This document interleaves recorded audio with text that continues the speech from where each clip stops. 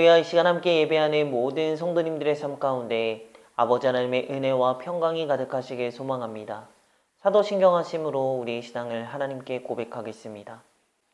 전능하사 천지를 만드신 하나님 아버지를 내가 믿사오며 그 외아들 우리 주 예수 그리스도를 믿사오니 이는 성령으로 잉태하사 동정녀 마리아에게 나시고 본디오 빌라도에게 고난을 받으사 십자가에 못 박혀 죽으시고 장사한 지 사흘 만에 죽은 자 가운데서 다시 살아나시며 하늘에 오르사 전능하신 하나님 우편에 앉아 계시다가 저리로서 산자와 죽은 자를 심판하러 오시리라.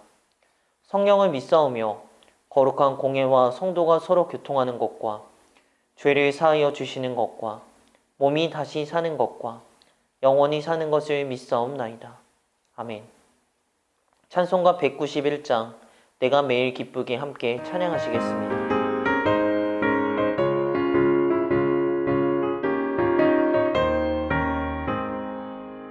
내가 매일 기쁘게 순례의 길에 남은 주의 팔에 나를 안보하며 내가 주의 큰 복을 받는 참된 비결은 주의 영이 함께함이라. 성령이 계시네 할렐루야 함께하시네. 좁은 길을 걸으며 기뻐하는 것 주의 영이 함께함이라. 저는 죄에 빠져서 평안함이 없을 때 예수 십자가의 공로 힘입어 그 발 아래 엎드려 참된 평화 얻으면 주의 영이 함께함이라. 성령이 계시네 할렐루야 함께하시네. 좁은 길을 걸으며 밤낮 기뻐하는 것 주의 영이 함께함이라. 나와 동행하시고 모든 염려하시니 나는 숲의 새와 같이 기쁘다. 내가 깊은 밤으로 주의 뜻을 행하는 주의 영이 함께함이라. 성령이 계시네 할렐루야 함께하시네. 좁은 길을 걸으며 밤낮 기뻐하는 것 주의 영이 함께함이라.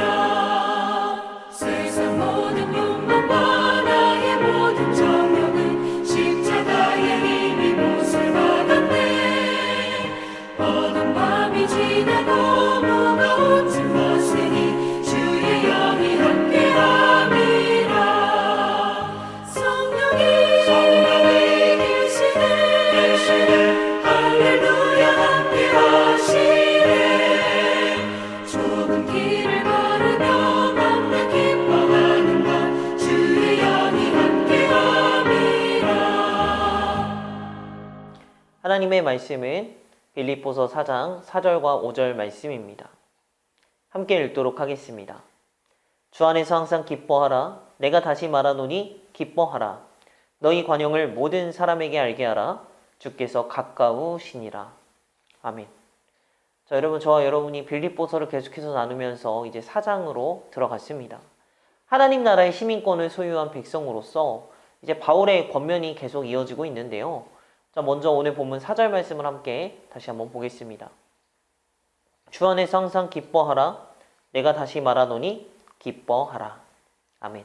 자, 여기서 우리가 살펴볼 수 있는 표현, 눈에 띄는 표현이 있죠. 기뻐하라라는 단어가 나오고 있는데 이 문장의 형태가 지금 어떻게 되어 있나요?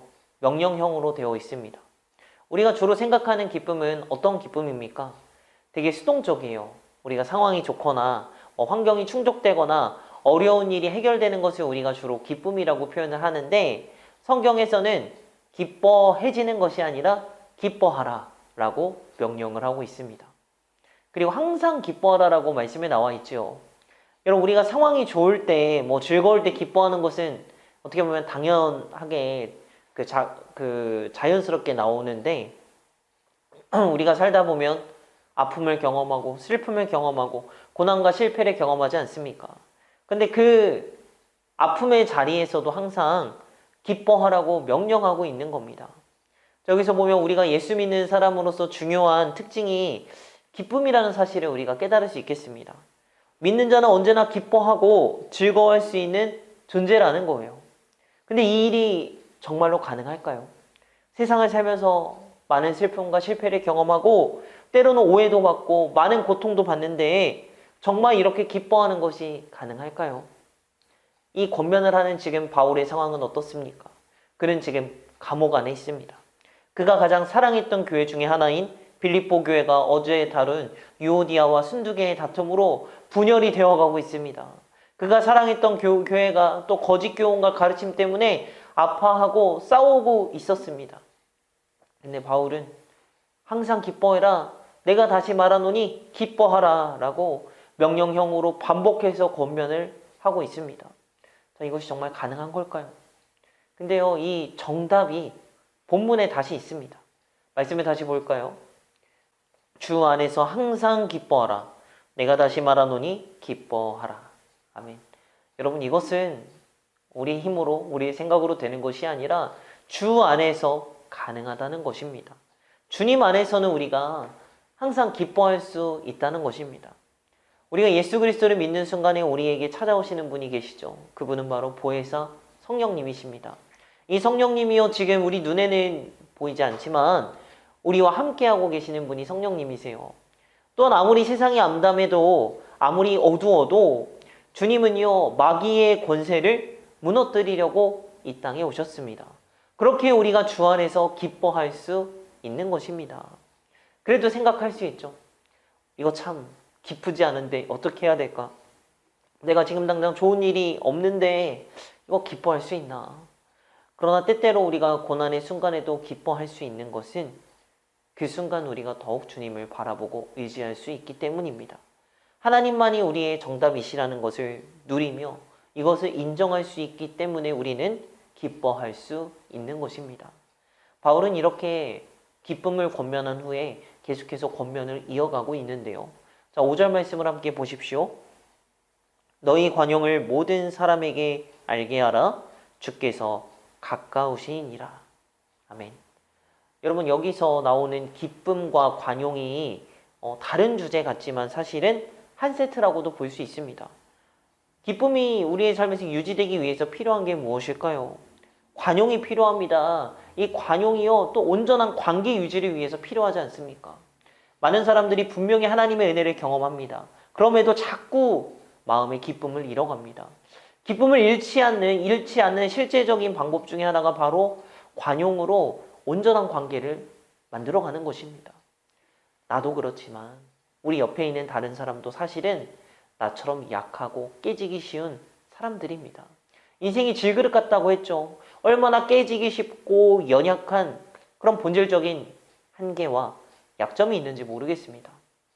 근데 우리는 너무나 쉽게 자신에 대해서 관대하고 다른 사람들에게는 엄격한 요구를 하고 있지 않습니까? 이런 우리에게 관용의 이유에 대해서 말하고 있는데요. 다시 한번 본문 4장 5절 말씀을 보겠습니다. 너희 관용을 모든 사람에게 알게 하라. 주께서 가까우시니라. 아멘. 주께서 가까이 계시다고 말합니다. 지금도 우리와 함께하고 계십니다. 우리는 우리가 속해 있는 이 환경이 눈에 보이는 것이 다 전부라고 생각할 때가 많죠. 그래서 조건 없이 주시는 이 아버지 하나님의 사랑과 은혜를 누리지 못할 때가 있습니다. 왜냐하면 사실 그런 사랑을 못 받아봤거든요. 이 땅에는 그런 사랑이 없거든요. 근데 분명한 것은 지금 주님이 우리와 함께 하시고 우리가 가까이에 계십니다. 그리고 주님이 지금도 우리와 동행하시고 함께 하시고 더 나아가서는 주님이 반드시 이 땅에 오십니다. 외모로 취하지 않으시는 하나님께서 우리와 함께 하십니다.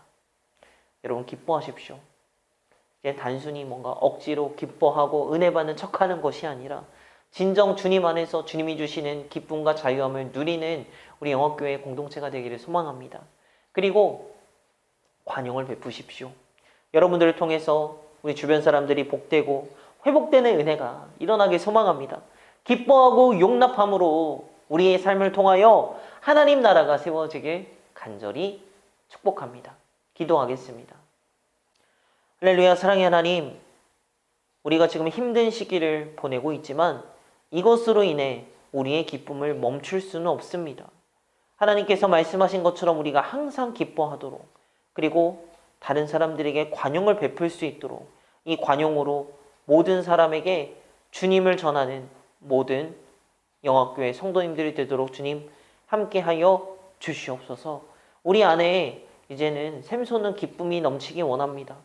이것은 어떤 상황과 환경 때문이 아니라 주님이 우리와 함께 하시기 때문에 누리는 진정한 참된 기쁨을 우리가 누리게 하여 주시옵소서.